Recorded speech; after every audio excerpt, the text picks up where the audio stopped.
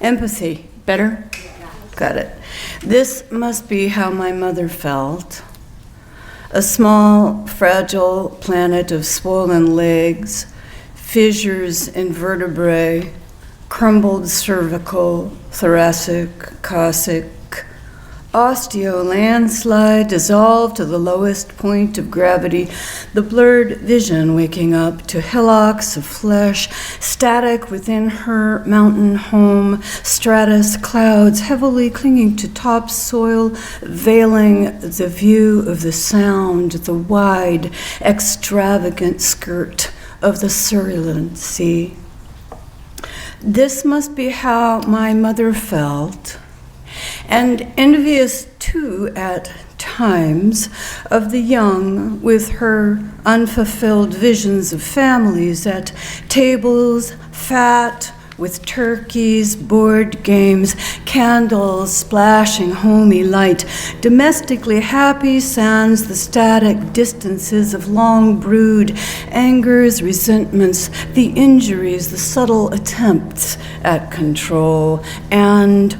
perhaps this is how my mother felt as my brother, still just a child, stared at her body with jeering disgust, maybe a screen for longing or even lust, but sneering nonetheless at her shape, skin, her varicose veins, those backlogged rivers of blood tattoos she bore from carrying first him, then me, my sole brother who died alone in a West Virginia trailer park, became an oxycodone pool of jelly on the floor, 20 guns in the safe, surrounded by the unseen, unshared tenderness of his own exquisite art. This morning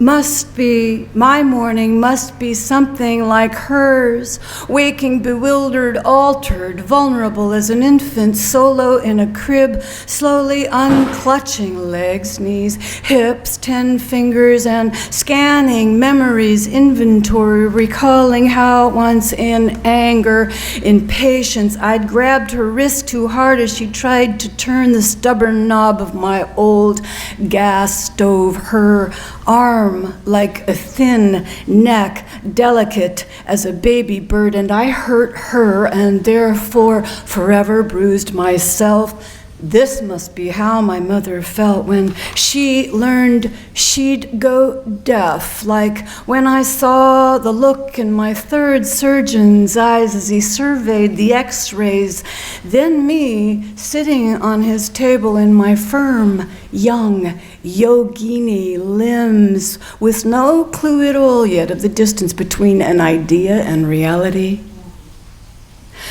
This must be how my mother felt walking the woods on her island, each hard step of my slow pace downhill a reminder of her steps as my morning course is crossed by cheerful tan runners swarming past in packs, then 2 young men with their new digital cameras sneaking a shot because sure, I'm curious looking with my black oak cane, my oversized hat, slight limp red lipstick with my long white hair, always looking down to watch my steps. And of course, they had to sneak a few shots, to which I said, dude, I know you just stole my image, and that is dangerous, like when witches take pieces of your soul. And he tries to explain, but I already get it, so I don't demand anything, because yes, he could destroy the shot, but really the action can't be reversed or returned, as I can never restore her to me, hold her, brush her hair, make her chamomile tea, and tell her one last time I am so very, very, very, very sorry.